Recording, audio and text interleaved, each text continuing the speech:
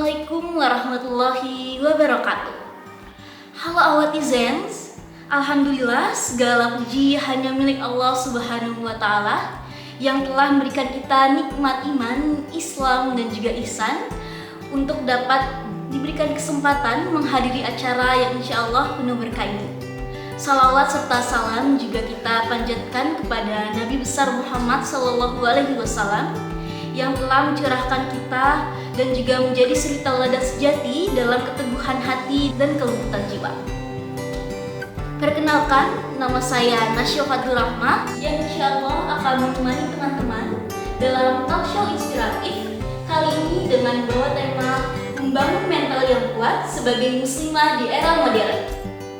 Tema ini kita angkat karena di tengah pesatnya arus kehidupan zaman sekarang, seringkali muslimah dituntut untuk selalu kuat, sabar, dan juga tangguh. Padahal di balik itu semua, kita juga manusia yang dapat lelah, kehilangan motivasi, dan juga butuh disembuhkan.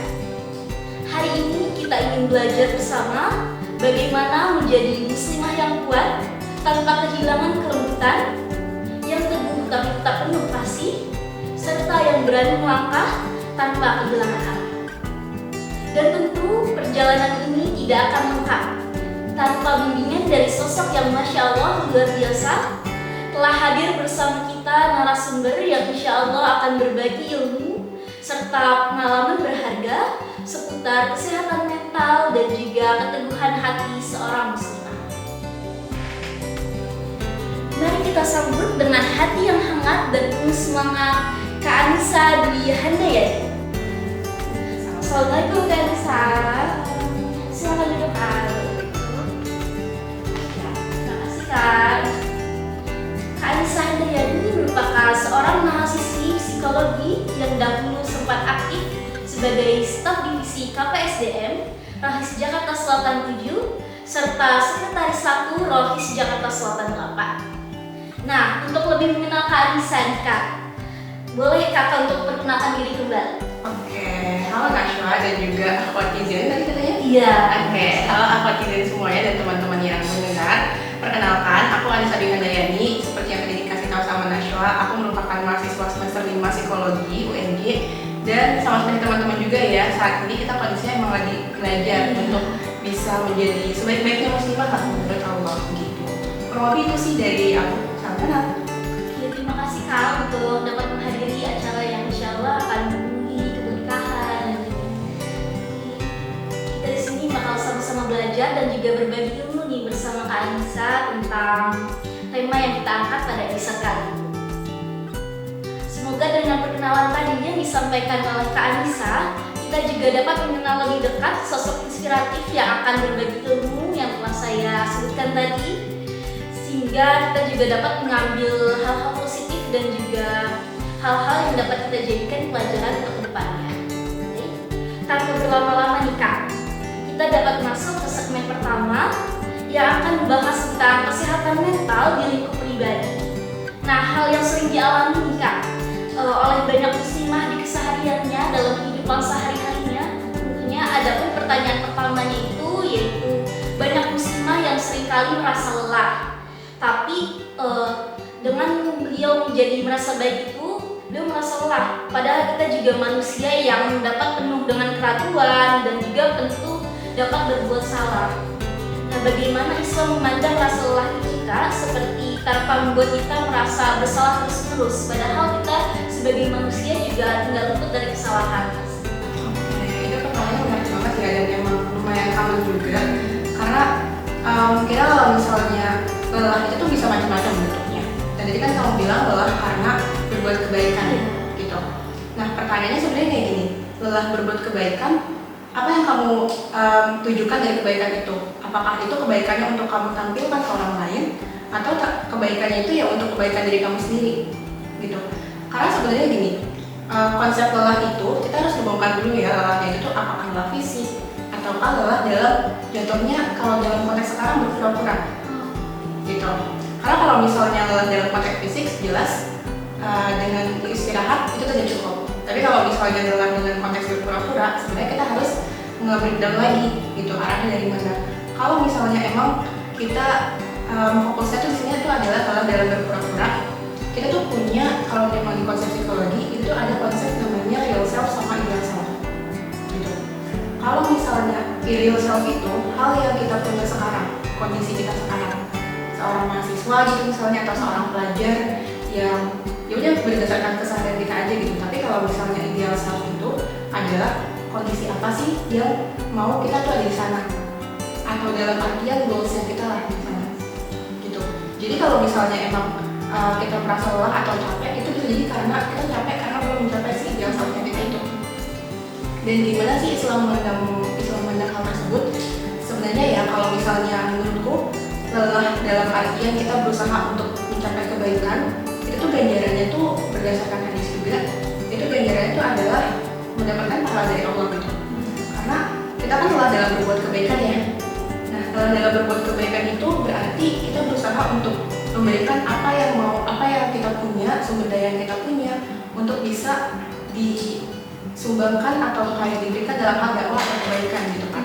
Makanya deh kalau misalnya kayak gitu, ganjarannya itu adalah pahala dari Allah gitu. Jadi mungkin kalau misalnya obat dari lelah itu dengan kita melakukan semua kebaikan-kebaikan yang udah kita lakukan, nah kita bisa melihat lagi nih kalau misalnya merefleksikan lagi, mungkin kayak dalam satu hari kita merasa lelah gitu. Nah kita bisa merefleksikan lagi, kita udah melakukan ini, terus setelahnya kita bisa merefleksikan itu kembali kepada Allah gitu kayak, oh ya udah akhirnya kita jadi mengetahui kalau misalnya Allah itu tuh sebaik-baik tempat untuk kita kembali lagi. Jadi obatnya itu adalah ya udah kembali lagi ke Allah, karena balik lagi kita akan mendapatkan ganjaran atas apapun kelelahan yang kita lakukan. Iya, benar banget. Nah, seperti itu netizen. Jadi ketika kita menghadapi suatu situasi ataupun suatu keadaan yang membuat diri kita sendiri pun merasa lelah, padahal hal itu merupakan suatu kebaikan ataupun suatu hal yang kita anggap positif. Nah, jadi balik lagi kepada Sang Pencipta, di mana Beliau yang menciptakan, Allah yang menciptakan kita kembali lagi kepada yang Sang Pencipta. Nah, sedangkan dari sisi psikolog, dari perspektif psikolog, bahwa kita juga bisa membedakan atau mengklasifikasikan hal tersebut ya Kak, berarti menjadi dua bagian dan kita bisa mengenali lebih dalam diri kita di sendiri. Insyaallah jawabannya merupakan sebuah insight yang aku pun menjadi ilmu baru untuk aku. Nah, tapi kadang nih Kak, selain kita merasa hal itu membuat kita lelah, kadang kita juga lupa kalau lelah itu bukan tanda bahwa suatu manusia itu gagal. Jadi itu merupakan suatu tanda bahwa kita tuh sedang berjuang. Karena bahkan dalam kelelahan pun Allah masih memberi kita kesempatan untuk kembali kepadanya. Nah, berbicara tentang proses kembali kepada Sang Pencipta, kadang kita juga udah berusaha dekat, udah berusaha rajin ibadah, perbanyak amal saleh, tapi juga entah kenapa makin lama tuh makin muncul juga rasa nggak pantas untuk dicintai oleh Allah. Nah, ini tuh menarik banget sih Kak menurutku, bahwa perasaan seperti ini tuh yang menandai kurangnya iman seseorang, atau bahkan justru kita sedang belajar dan menempuh hal yang lebih tinggi lagi untuk meningkatkan iman diri kita sendiri dan untuk menerima diri sendiri dengan lebih jujur. Jadi itu merupakan situasi yang cukup dibilang labil gitu ya Kak. Kondisinya itu adalah kita tuh udah belajar dan kita berusaha untuk nge-step, oke, kita pengen lebih mencintai Allah gitu, berusaha untuk mengerjakan beribadah dan juga melakukan sunnah-sunnah Rasulullah gitu. Cuman makin kita mendalami, kita makin merasa nggak pantas. Iya. Gitu. Atau kayak dalam artian kalau misalnya kita melakukan sebuah kesalahan, misalnya kayak kita udah nge-set kalau misalnya kita bakal pengen rutin tahajud, tapi sekalinya kita tahajud kita langsung merasa kayak, beda. Sebenarnya teman-teman, aku mau bilang itu merupakan sign atau hal yang baik banget gitu ya. Kenapa? Karena memang gini, konsepnya adalah kalau misalnya kita mau step kita mau untuk mencoba mencintai Allah dengan sebaik-baik cara yang kita bisa gitu. Kalau misalnya dengan kayak gitu, kita semakin menemukan kesalahan-kesalahan kita di mana. Karena gini, ibaratnya kayak orang yang lagi jatuh cinta gitu. Kita berusaha untuk mengenali apa yang Allah suka, apa yang Allah nggak suka, dan kita berusaha untuk menyesuaikan gitu. Bagaimana kebiasaan-kebiasaan kita bisa sesuai dengan hal tersebut. Tapi kalau misalnya kita menemukan satu hal yang atau kesalahan dari kita bakal merasa kayak takut, was-was gitu kan. Kayak ini dengan kita melakukan kayak gini atau kita meninggalkan satu amalan ini, apakah Allah akan marah atau gimana gitu. Dan sebenarnya menurutku itu tuh adalah suatu hal pertanda yang baik karena memang tujuan kita masih align sama tujuan kita gitu, yaitu untuk menjadi hamba Allah yang bisa mencapai target untuk mencintai Allah. Karena gini sebenarnya itu kan menyebabkan overthinking gitu ya, atau kepikiran gitu. Nah sebenarnya bukan cuma manusia, bahkan Rasulullah aja itu pernah loh gitu, pernah overthinking terhadap Allah. Jadi waktu itu ceritanya tuh pas proses turunnya surat Ad-Duha ayat 1-3 itu tuh bilang, jadi prosesnya itu adalah Rasulullah itu nggak dapat wahyu selama berbulan-bulan. Malaikat Jibril tuh nggak turun ke situ untuk menyampaikan wahyu kepada Rasulullah. Nah, Rasulullah itu masih melakukan kesalahan apa ya saya gitu, atau ada nggak sih amalan-amalan yang lengkap dan lain-lain sebagainya gitu. Dan selama malam-malam itu tuh Rasulullah tuh memohon kepada Allah supaya dikasih petunjuk dan dikasih sign, karena ibaratnya kayak Rasulullah tuh kayak digantungin gitu, nggak mendapatkan respon dari Allah. Tapi ternyata Jibril akhirnya datang membawa surat Ad-Duha 1-3 yang gongnya itu adalah di ayat ketiga. Mawadda'aka rabbuka wa ma qala. Nah, di ayat ketiga ini itu tuh bilang kalau misalnya Tuhanmu tidak meninggalkan engkau Muhammad dan tidak pula membencimu gitu. Jadi bayangin aja, jangankan kita, Rasulullah aja yang udah dijamin masuk surga nih, ibaratnya dijamin masuk surga, tapi dia tuh masih pernah cemas saat dia meninggalkan suatu hal yang Allah sukai, atau saat dia tuh nggak mendapatkan wahyu loh, nggak mendapatkan respon positif dari Allah gitu. Nah, jadi maknanya tuh apa? Kalau misalnya kita masih dalam niat kita untuk berusaha sebaik-baik mungkin untuk menjadi hamba yang terbaik gitu, yang terbaik versi kita di hadapan Allah, dijalanin aja. Karena itu tuh bukan merupakan tanda kita tuh kurang iman gitu, tapi itu adalah proses kita untuk lebih mencintai Allah dengan sebaik-baiknya cara, dan itu menurutku bisa dijadikan evaluasi gitu untuk kita menjadi lebih baik lagi dan balik lagi untuk mencintai Allah. Karena sebenarnya kalau misalnya kita mencintai Allah dengan cara yang sebaik-baiknya ya, itu kita bahkan kayak melihat pemandangan kita tuh kayak merefleksikan lagi ke Allah gitu, kayak oh Allah ngasih aku nikmat untuk menyaksikan pemandangan-pemandangan ini, kayak pemandangan yang indah atau fenomena-fenomena yang insightful yang bikin kita makin bersyukur gitu. Ada banyak cara yang dikasih yang sebenarnya secara nggak sadar tuh bisa kita ratapin dan refleksiin gitu, berkorelasi lagi kalau gitu. Jadi kalau misalnya mau ada pertanyaan apakah itu tanda kurang iman atau proses belajar, lebih setuju untuk ke proses belajar sih, menuju sebaik-baiknya hamba Allah yang kita targetkan itu. Masya Allah, penjelasan dari Kak Anissa tadi benar-benar menenangin dan membuat kita menambah ilmu banget ya Ahmad Zenz. Kadang kita lupa bahwa kita nggak selalu merasa pantas untuk dicintai, terutama oleh Sang Pencipta Allah Subhanahu Wa Taala.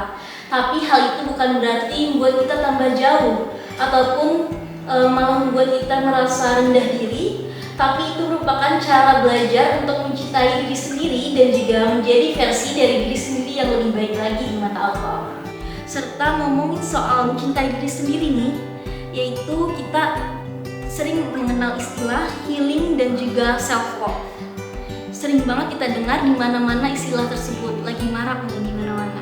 Tapi sayangnya nggak sedikit dari kita yang akhirnya salah paham, salah mengartikan sampai menganggap self reward itu boleh dilakuin tanpa batas. Padahal bisa justru malah menjerumuskan diri kita sendiri nih Kak, kalau sifat itu terlalu berlebihan.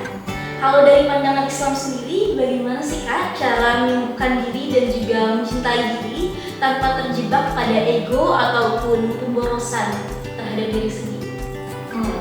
Oke.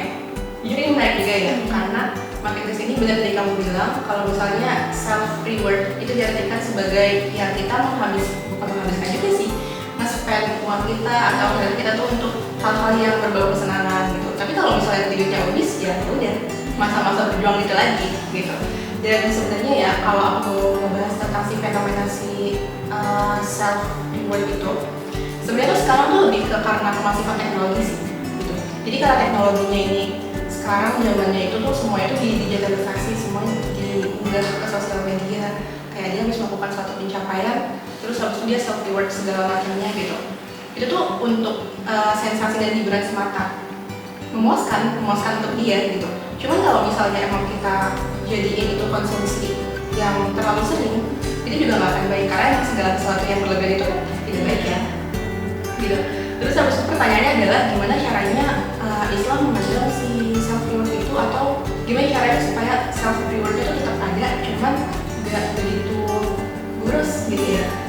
Sebenarnya bukan nggak begitu boros sih, tapi ada cara-cara sederhana yang bisa kita lakuin supaya kita tuh masih tetap mendapatkan kepuasan dari apa yang kita lakuin. Seperti contoh misalnya, kalau misalnya kamu habis selesai ngelakuin sebuah apa nih, misalnya TKA.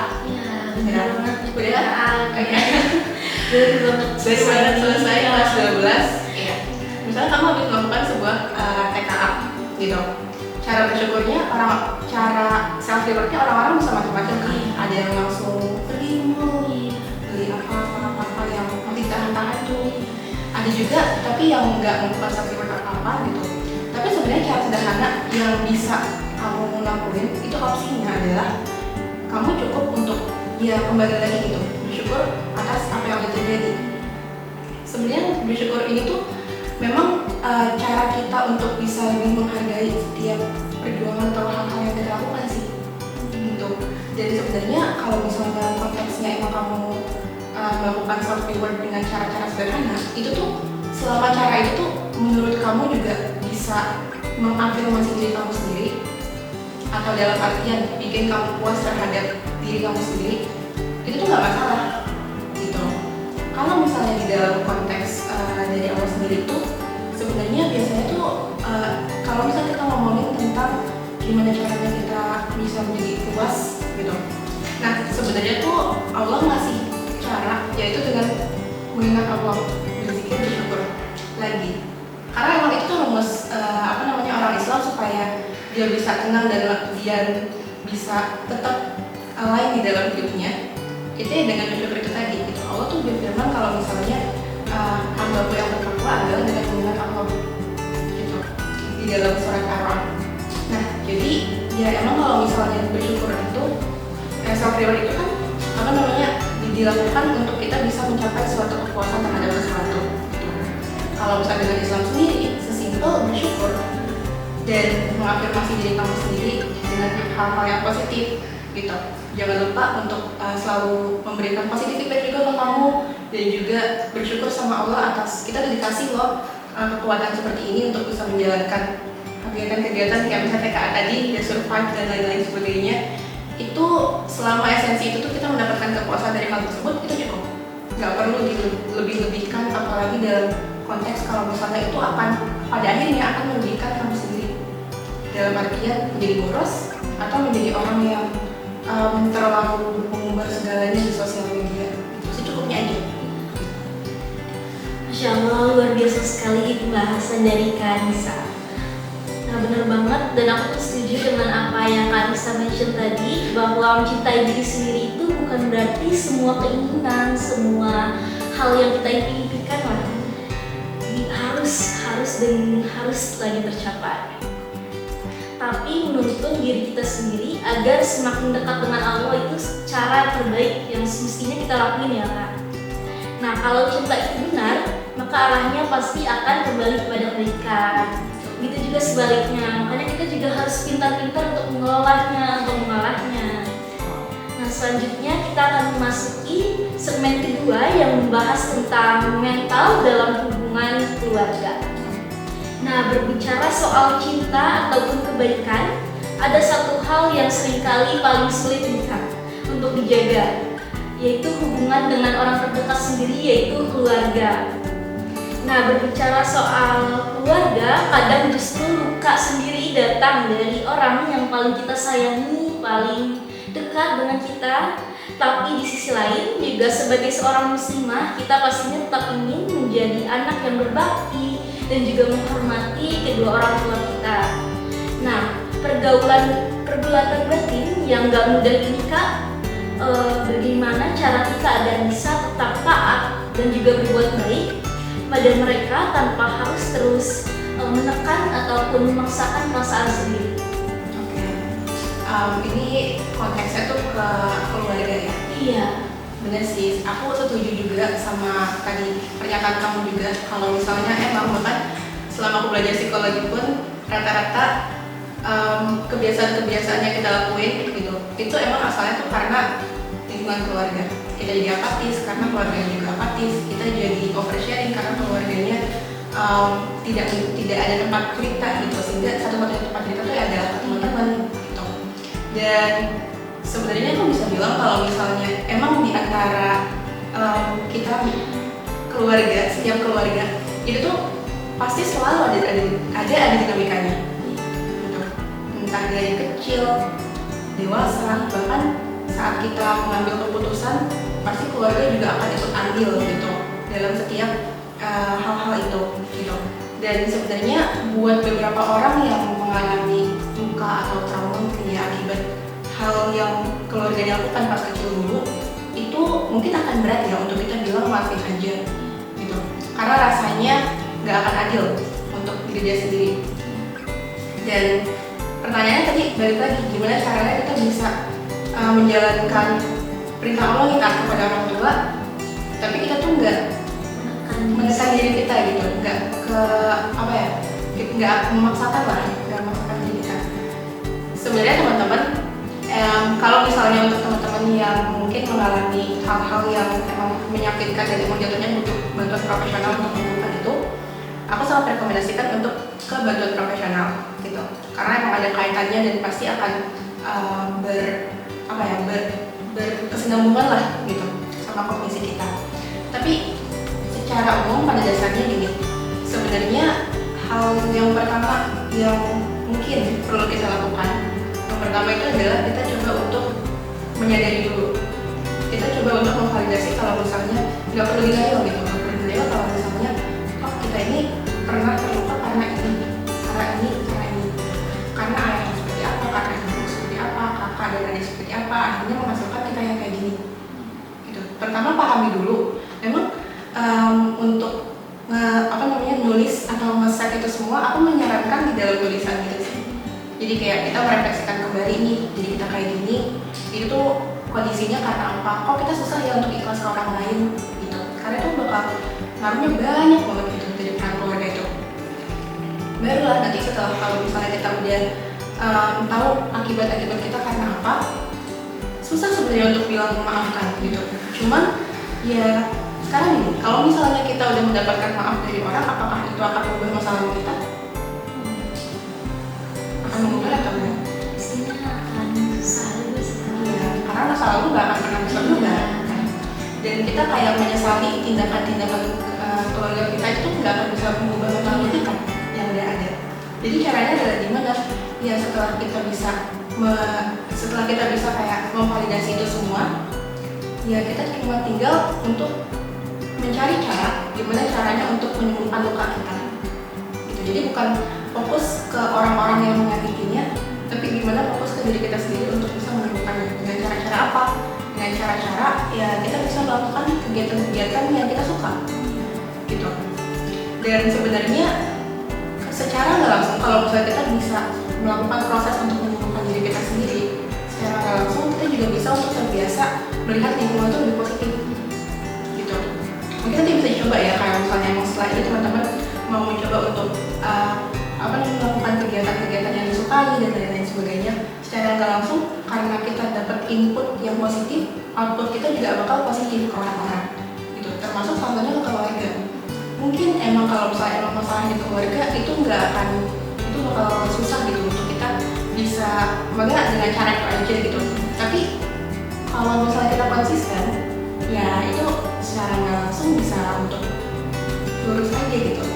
Nah, selain itu juga kalau misalnya kita udah melakukan hal-hal atau kegiatan-kegiatan yang kita suka, kita coba untuk melakukan yang namanya komunikasi asertif sih. Asertif itu bisa dibilang kayak kita mengkomunikasikan kalau misalnya kita itu suka hal yang kayak gini, kita nggak suka hal yang kayak gini, dalam artian nggak mendem aja.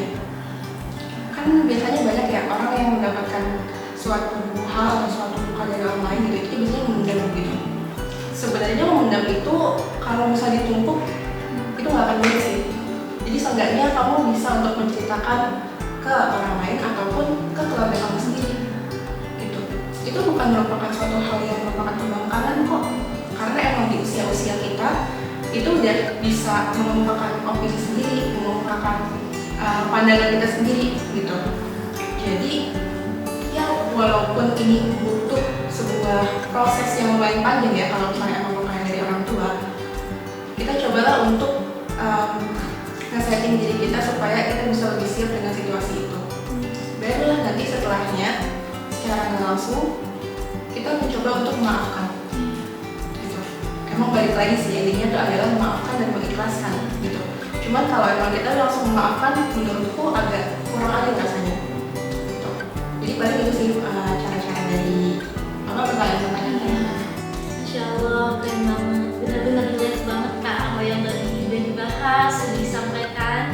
Kadang memang dalam proses berbakti ataupun berbuat baik kita sebagai seorang anak atau sebagai seorang yang pernah terluka tapi berusaha untuk gak kelihatan atau berusaha untuk tetap baik-baik aja, masih banget untuk bisa tetap mengikhlaskan, memaafkan, tapi terlebih dahulu kita juga harus mengenal dan juga memvalidasi tentang luka tersebut. Nah, masih berkaitan dengan hubungan keluarga juga Kak, ada juga kondisi yang gak kalah berat. Beberapa orang tua dengan niat membentuk anaknya jadi kuat, menjadi hebat, justru tanpa sadar menggunakan cara yang lebih menyakitkan, seperti membuli ataupun merendahkan anaknya sendiri. Nah, padahal dampaknya itu mungkin gak terasa sekarang, tapi nanti dapat membuat anaknya itu sendiri merasa gak berharga ataupun kehilangan kepercayaan terhadap dirinya sendiri Kak. Nah, menurut pandangan Islam sendiri nih, bagaimana sebenarnya cara kita untuk memandang keluarga yang seperti ini? Apakah cara terbaik kita untuk tetap berbakti dengan cara tanpa menentang ataupun dengan cara melindungi diri sendiri? Berarti posisinya tuh POV kita sebagai anak atau bagaimana Islam terhadap si keluarga tersebut? Bagaimana Islam terhadap keluarga tersebut dan bagaimana kita sebagai seorang anak tetap dengan prinsip Islam menghadapi situasi tersebut? Oke. Mungkin teman-teman yang nonton di sini, aku yakin usianya udah di atas 10 tahun lah ya. Iya. Gitu. Kalau udah di atas 10 tahun itu insya Allah udah paham sama konsep-konsep yang abstrak. Yang kita udah nggak perlu ditunjukin dan lain-lain sebagainya. Tapi sekarang gini, aku mau coba highlight dari apa yang kamu bilang gitu ya. Banyak anak-anak yang dia itu dibanding-bandingin, terus habis itu dibully dan lain-lain sebagainya. Kayak masa gitu doang nggak bisa sih dan lain-lain sebagainya gitu. Atas sebuah prestasi atau pencapaian yang dia punya. Sebenarnya gini sih, aku juga mengakui kalau misalnya nggak semua orang tua itu tuh perfect gitu. Dan emang kita tuh emang semuanya tuh memang masih perlu belajar gitu, sebagai anak belajar, orang tua belajar. Dan emang kasus-kasus yang common di psikologi itu juga rata-rata karena parentingnya dari orang tua tadinya gitu. Sebenarnya gini sih, kalau misalnya di Islam dan keluarga itu kan sebenarnya awalnya kan keluarga terbentuk dari pernikahan nih.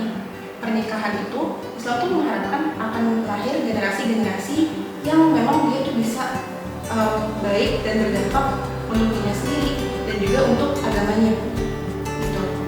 Tapi kalau misalnya itu nggak diimbangi sama cara-cara yang diajarkan sama Rasulullah juga, itu tuh bakal nggak akan sih. Sebenarnya lebih ke tergantung preferensi masing-masing. Tapi kalau dilakukan dengan cara-cara yang salah, maka dampaknya juga akan salah juga bagi generasi itu. Contohnya si anak dibanding-bandingin. Sekarang kita tanya, apakah orang tua tersebut mau juga dibanding-bandingin sama orang tua lain? Nggak akan mau. Nggak akan mau kan? Terus kalau misalnya kayak orang tua udah melakukan pengorbanan, anaknya udah melakukan pengorbanan, misalnya kayak mendapatkan apa gitu, mungkin kayak mendapatkan reward, ya cuma gitu doang diremehin gitu.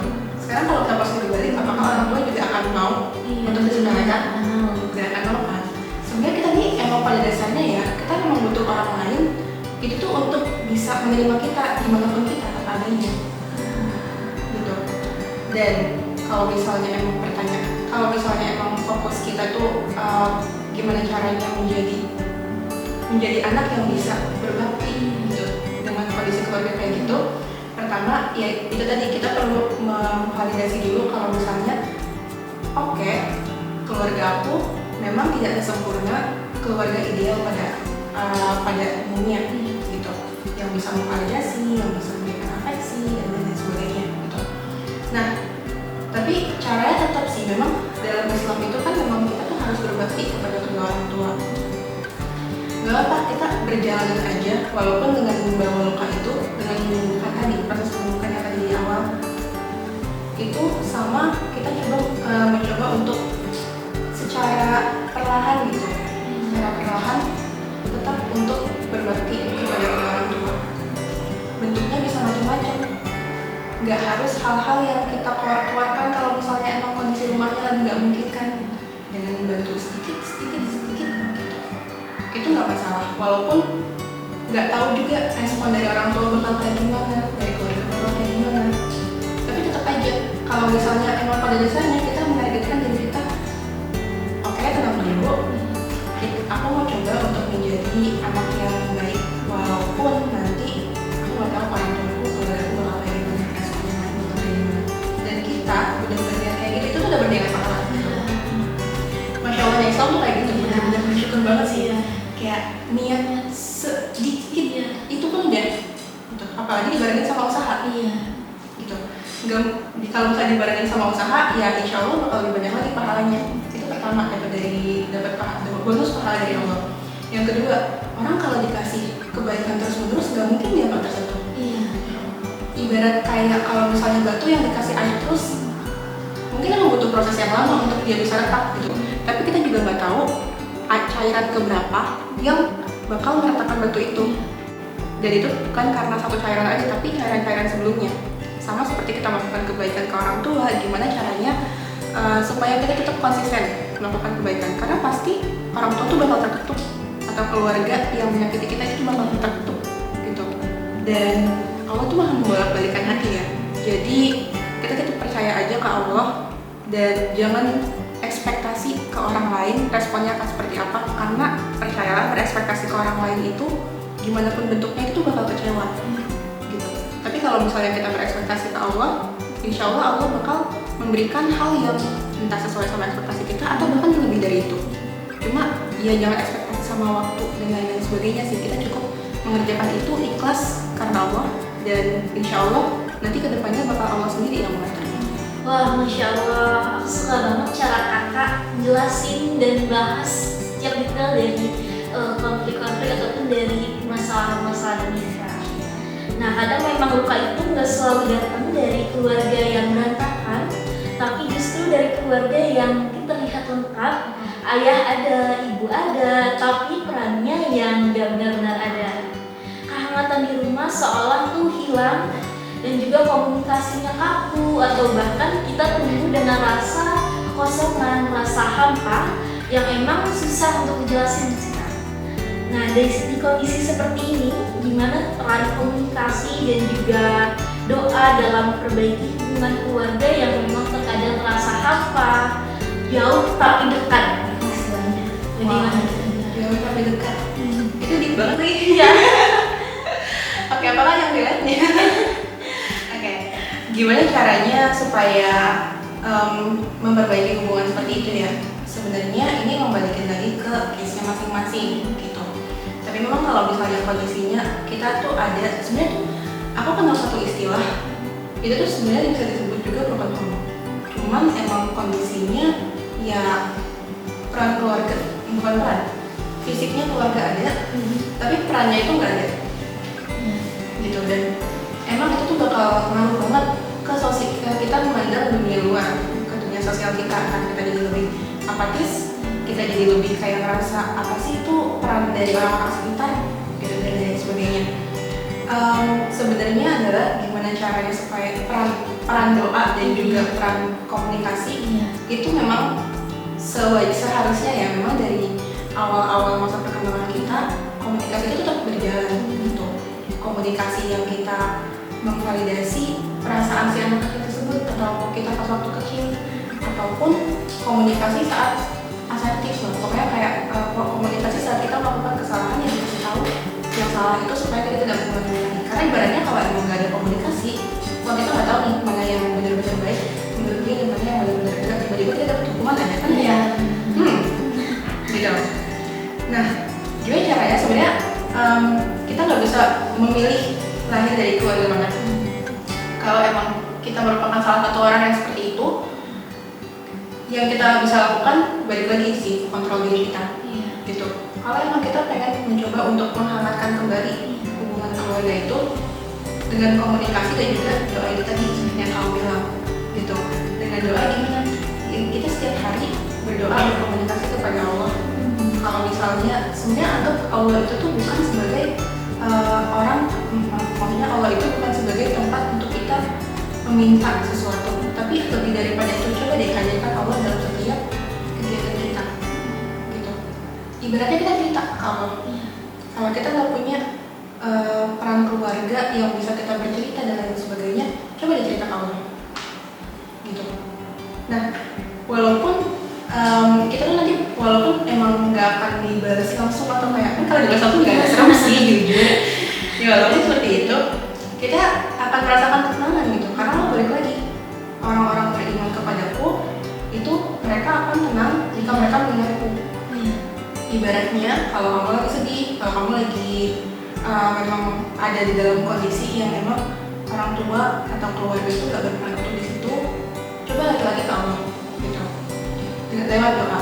Karena kita nggak tahu doa mana yang bikin doa itu tercapai gitu, doa mana yang berhasil mengetuk langit dan bikin hal tersebut itu tercapai kehangatan keluarga gitu.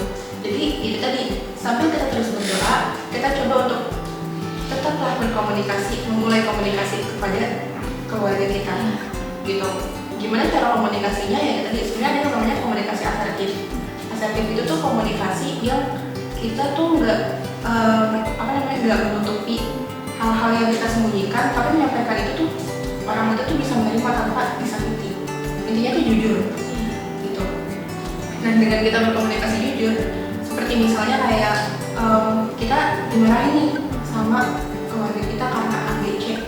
Nah kita bilang, misalnya ibu, aku tahu aku salah, tapi aku akan lebih suka kalau ibu ngasih tahunya dengan cara gini gitu.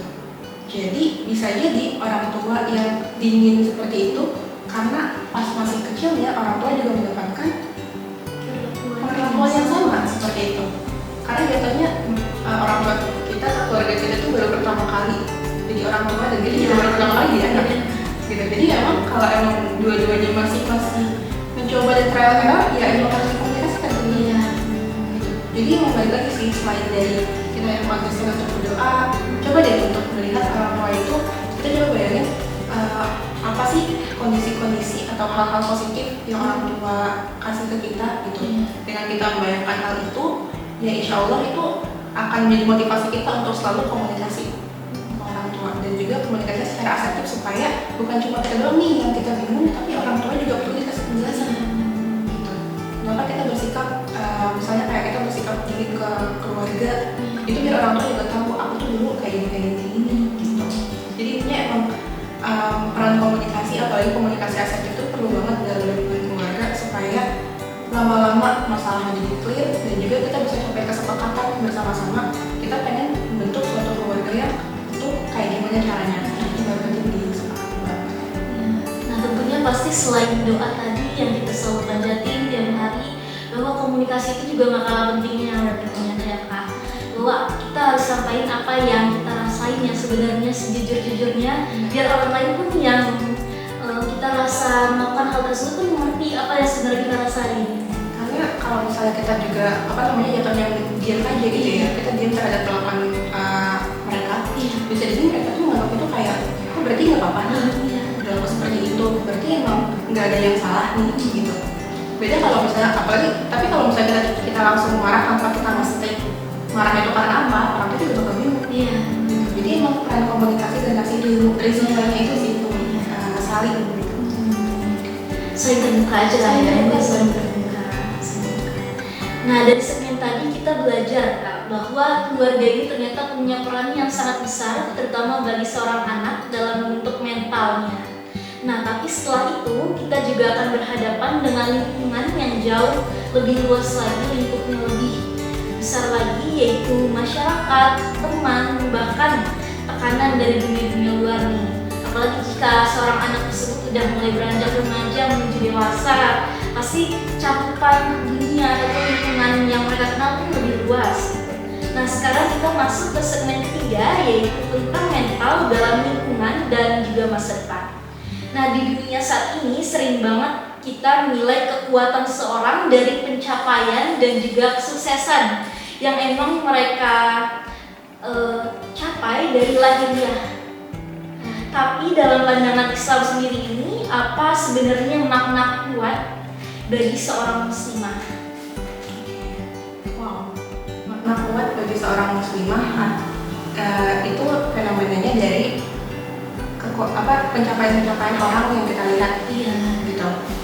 Oke, sebenarnya kalau misalnya yang tadi yang aku baca, sebenarnya Rasulullah itu mengidentifikasikan kuat itu bukan cuma kekuatan fisik, tapi juga kuat melawan hawa nafsu. Salah satunya itu marah. Gitu. Kalau misalnya dikorelasiin ke fenomena tadi, sebenarnya itu hawa nafsu itu lebih daripada itu ya, lebih daripada menahan marah, tapi lebih ke menahan keinginan-keinginan kita untuk melakukan suatu hal yang merugikan, gitu. Nah, kalau misalnya konteksnya ke dalam fenomena-fenomena banyak orang yang berpandangan kalau misalnya sukses itu ditentukan dari seberapa tinggi pencapaian mereka, gitu, popularitasnya dan lain sebagainya, gitu. Kita nggak bisa menampik itu lagi peran teknologi ya, yang kita tuh bisa melihat sesuatu yang jauh di luar sana dan ya hal tersebut tuh bisa menjadi bahan untuk overthinking. Gitu. Kita merasa kayak tertinggal nih, gitu, sama pencapaian si A, si B, si C, gitu. Kenapa sih kita nggak bisa mencapai itu? Sebenarnya kalau tadi aku sempat di awal mention tentang konsep real self sama ideal self. Sebenarnya kalau emang untuk menetralisir si perasaan tersebut, itu tuh bisa jadi diakibatkan karena real self-nya kita atau kita yang sekarang itu tuh belum mencapai si ideal self-nya kita. Jadi karena jauh, kalau misalnya semakin jauh real self sama ideal self-nya, maka kita tuh bakal makin cemas, gitu. Nah, sebenarnya dengan cara kita overthinkingin orang lain, aku balikin lagi pertanyaannya, apakah dengan kita memikirkan pencapaian-pencapaian mereka itu bakal mengubah diri kita? Tentu tidak. Tidak, gitu kan. Cuman emang nggak salah kok overthinking itu, dan maksudnya itu perlu, cuman bukan disampaikan, diresponnya dengan hal-hal yang positif. Kita melihat pencapaian orang lain di luar sana, gitu, kayak wah mereka bagus, daripada kita bilang duh kok mereka udah sukses, aku kapan ya, gitu. Daripada kita bilang kayak gitu, coba kita untuk ubah perspektif jadi kayak oh oke, mereka udah keren ya, kira-kira gimana sih caranya aku biar bisa ngikutin juga, gitu. Jadi emang lebih ke membangun kita gitu. Dan pastinya kalau misalnya emang mereka mempunyai pencapaian-pencapaian positif, jangan lupa untuk bersyukur karena kita dikasih gambaran pencapaian positif mereka, supaya kita juga bisa untuk merefleksikan lagi diri kita, gitu, kayak oh aku punya target ini, sebenarnya aku terinspirasi sama si A udah mencapai targetnya nih, nah aku sekarang punya target ini, oke, berarti caranya tuh kayak gimana, kita tulis dan kita lakuin supaya kita bisa ke target tersebut. Karena sebenarnya bisa jadi si A yang kita udah lihat pencapaian di media sosial itu, dia itu nggak ngepost saat-saat diri dia itu lagi struggling, berjuang dan lain sebagainya, tiba-tiba dia udah langsung post pencapaian aja, gitu. Nah, jadi itu tadi sebenarnya sebenarnya kayak semakin kesini tuh jadi lebih nyadar kalau misalnya emang kita tuh nggak bisa mengontrol orang-orang atau lingkungan mau kayak gimana, gitu. Mau kita hidup di zaman gimana pun yang bisa kita kontrol itu cuma diri kita sendiri, perlakuan kita dan respon kita terhadap sebuah hal atau fenomena tersebut, gitu ya.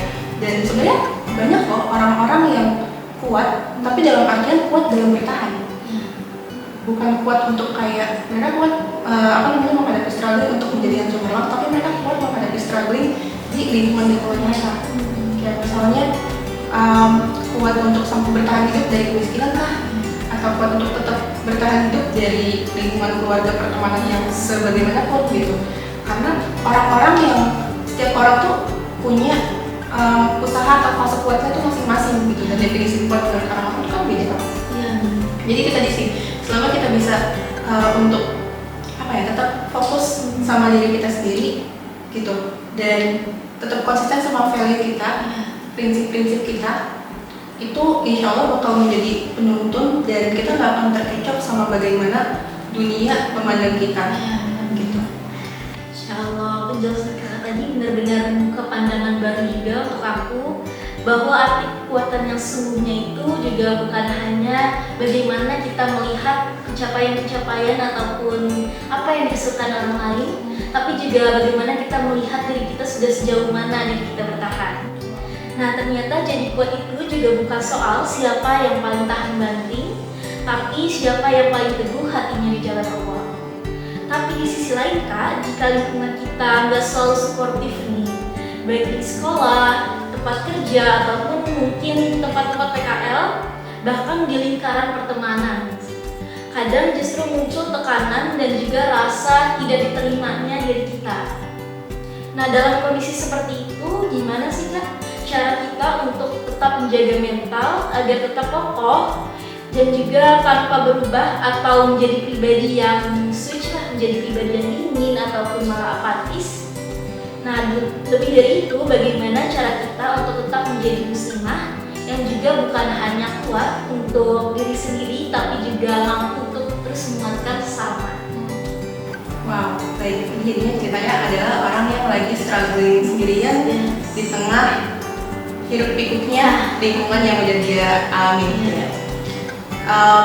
Sebenarnya gimana caranya?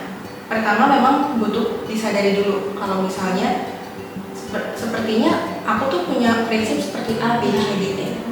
Sepertinya aku pengen orang-orang tuh mungkin kayak gini gitu. Itu kan tadi kan kalau orang-orang kayak gitu kan ekspektasi kita ke orang lain ya. Nah, balik lagi sih, yang udah dikontrol itu kan diri kita sendiri.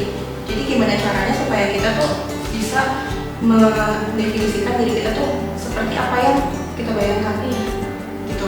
Dan sebenarnya kalau misalnya memang kita udah jatuhnya ada di lingkungan-lingkungan seperti itu, anggaplah seseorang yang misalnya kita lagi berdakwah nih, seseorang ini nggak atau lingkungan kita tuh nggak support buat kita tuh berdakwah gitu, atau mungkin share WhatsApp, quote dan lain-lain sebagainya gitu. Mereka tuh kayak antara dingin, antara kayak sosok ini gitu.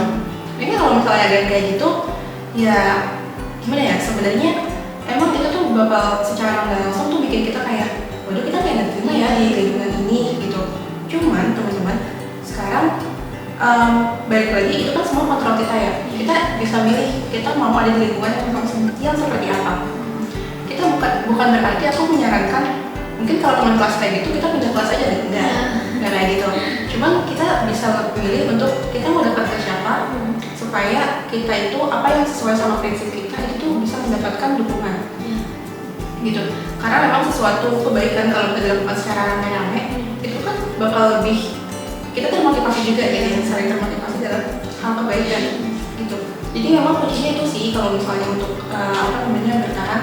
Yang pertama itu adalah sebelum kita mencari lingkungan yang bisa support kita, yang pertama adalah afirmasi diri kita sendiri dulu, penting selalu gitu. Itu selalu sih, karena sekarang konsepnya itu adalah ya banyak orang-orang yang karena prinsip dia tuh nggak diterima di lingkungan tersebut, dia tuh mencoba untuk jadi aku turunin standar aku aja, aku itu kayak gini gitu. Jatuhnya, aduh aku agak lupa nih namanya di psikologi itu, cuma kayak gitu pelajarin gitu. Nah, namanya itu kayak marketing. Jadi tuh dia tuh berusaha untuk menyesuaikan diri dia tuh yang kayak gimana supaya diterima di situ. Kalau misalnya kayak gitu bakal capek sih. Kita bakal tetap pakai topeng gitu. Dan ngapain sih kita pura-pura di dunia yang paling gitu. Kalau misalnya tujuan kamu baik untuk berdakwah, ya udah lanjutin aja. Tetap aja gitu berdakwah. Cuman ya kamu harus bisa menerima kalau misalnya mau gimana pun kita, itu pasti ada aja orang yang gak suka sama kita gitu. Pertama, validasi itu dulu. Kalau misalnya apapun yang kita lakuin, pasti ada aja hal yang gagalnya bisa jadi, atau ada juga orang-orang yang gak terima. Intinya pasti bakal ada celah untuk orang tuh bisa melihat kesalahan kita dari sebuah hal gitu. Lalu setelah kita menyadari itu, ya kita afeksi diri kita sendiri gitu.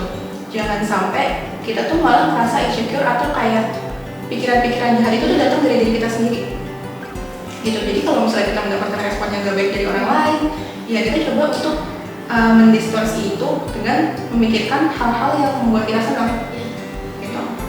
Jadi ibaratnya tuh kayak bilang kayak makasih ya kamu udah selalu bertahan gitu, self talk kayak gitu tuh, atau menulis di journaling dan untuk mengkonfirmasi perasaan kita itu penting banget sih menurutku.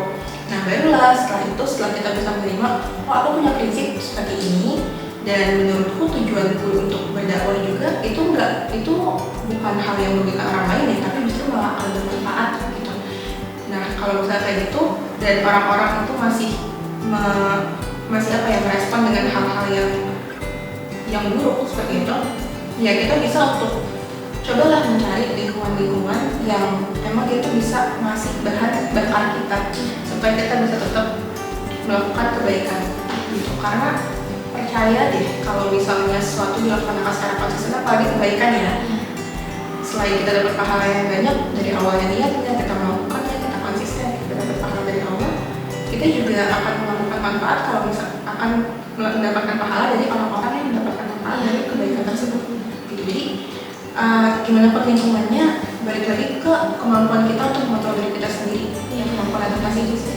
Iya, Masya Allah, Jazakillahu khairan katsiran Kak atas jawaban dan juga ilmu yang luar biasa hari ini. Setiap kalimat yang disampaikan tadi benar-benar sempurna, relate, dan juga pastinya ahwatizen yang nonton pasti merasakan hal-hal mungkin yang lagi merasakan hal-hal yang serupa, pastinya merasa super relate dan juga menjadi insight baru untuk kita semua.